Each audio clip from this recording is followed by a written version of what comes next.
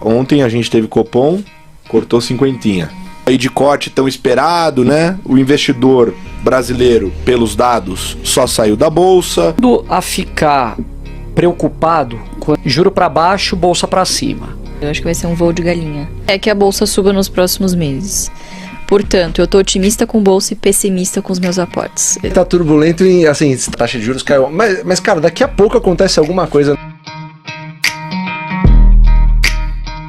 Mais uma pergunta, Fabião. Quantas ações você tem na sua carteira? 6. Quantos anos você investe? Desde os 16 anos. Putz. Muito tempo, né? Muito tempo. Uns 20 Quantas anos. ações você tem na sua carteira? Eu tenho mais do que eu gostaria. Eu tenho 12. 12. Quantos anos você investe? Desde 99, né? Eu tenho 16 empresas na carteira, invisto desde 2008.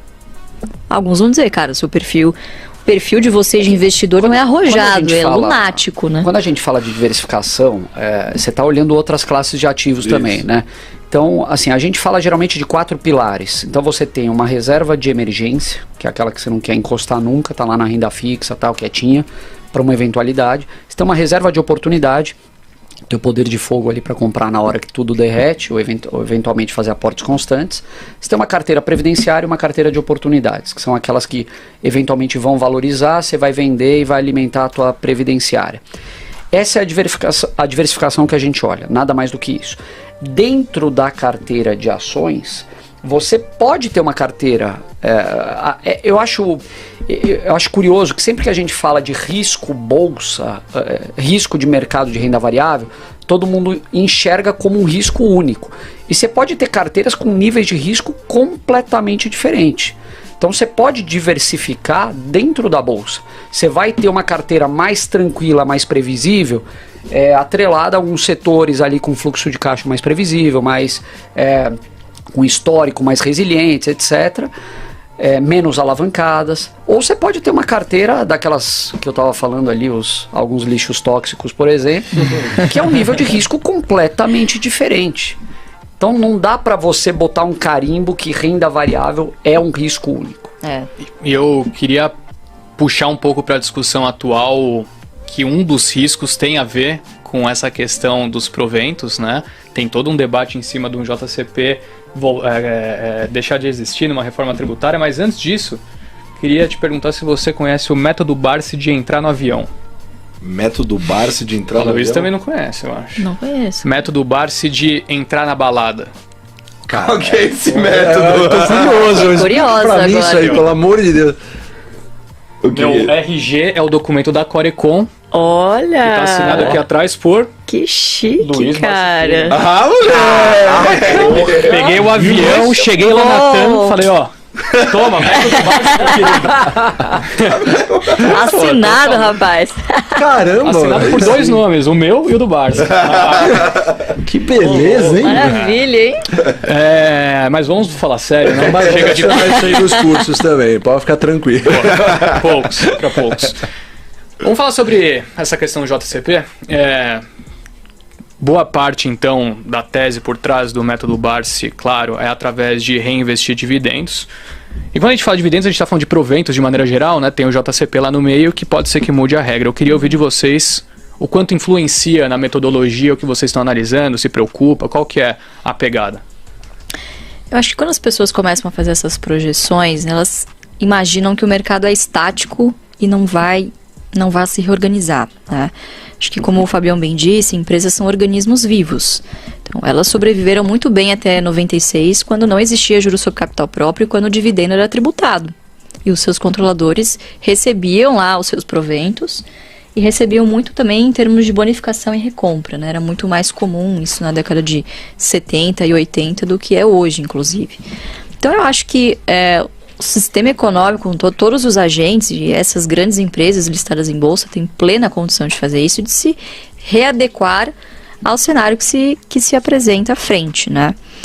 Dito isso, eu acho que de maneira alguma atrapalha quem segue essa estratégia, né? Eu acho que pode, obviamente, atrapalhar os planos de algumas empresas mais do que outras. Então, bancos fazem muito desse movimento, né? São os maiores pagadores de juros sobre capital próprio e vão ter que se readequar. Assim, não vão deixar de ganhar dinheiro, mas obviamente vão encontrar outros mecanismos para remunerar bem o seu acionista. Essa é a minha opinião, né?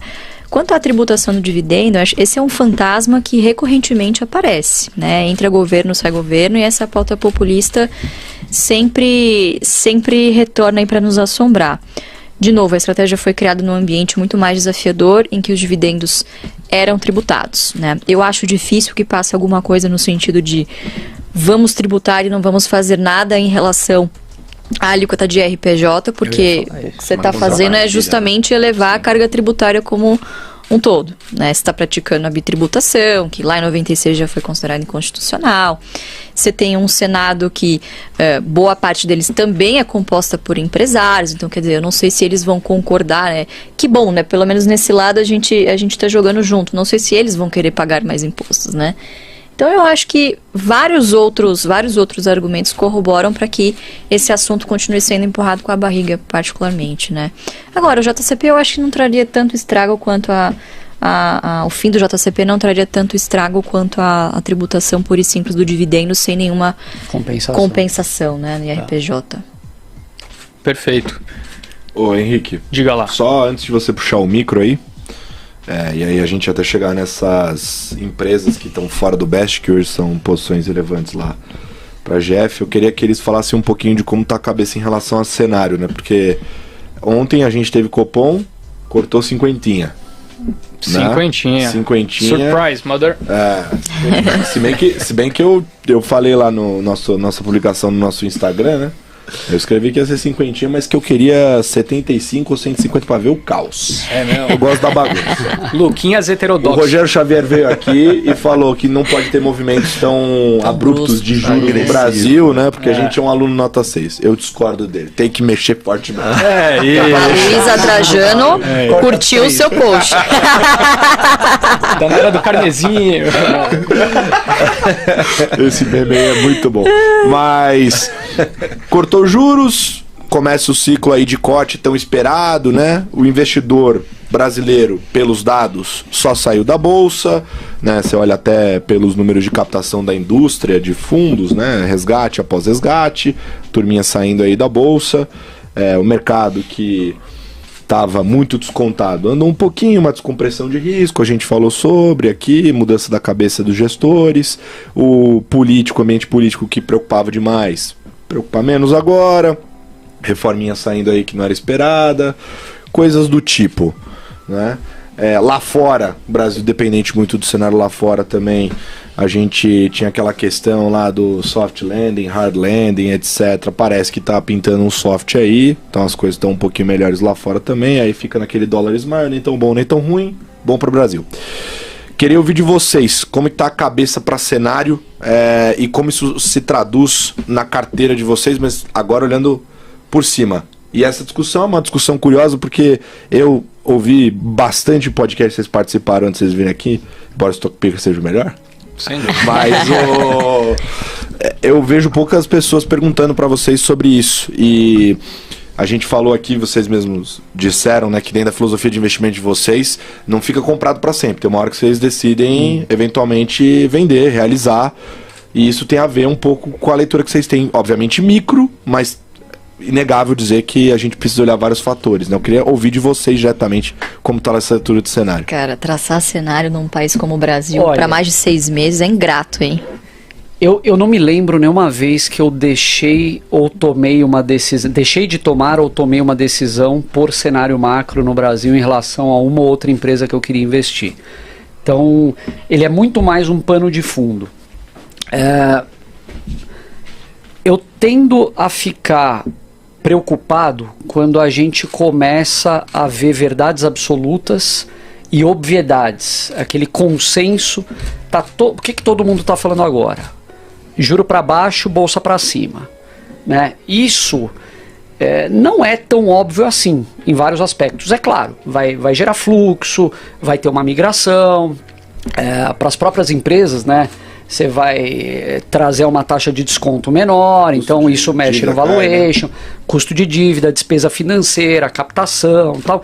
Então tem muitos componentes e acho que todo mundo quer viver num ambiente de juro baixo, né? nenhum país sobrevive com juro do jeito que o Brasil. Então, o Brasil tem. Então, a gente quer ver o empreendedorismo florescendo, a gente quer ver as empresas investindo, tal. Acho que, dito tudo isso, quando a gente olha estruturalmente, e eu não sou a pessoa mais certa para analisar juro, contas públicas, assim, mas quando a impressão que dá é que estruturalmente o juro não vai conseguir ficar tão baixo quanto esteve em algum momento por um longo período de tempo. A gente vê muitos problemas ainda sendo discutidos, toda a questão fiscal, tal. Então, o juro pode cair, na minha visão, até certo ponto.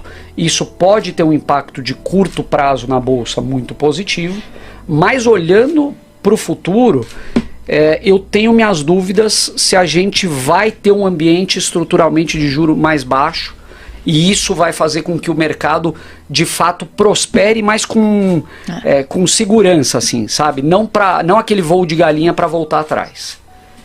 Você roubou minha frase. Eu acho que vai ser um voo de galinha. Assim, todos os sinais demonstram que o cenário mais provável que isso aconteça é que a bolsa suba nos próximos meses. Portanto, eu estou otimista com bolsa e pessimista com os meus aportes. Esse é o meu, meu resumo.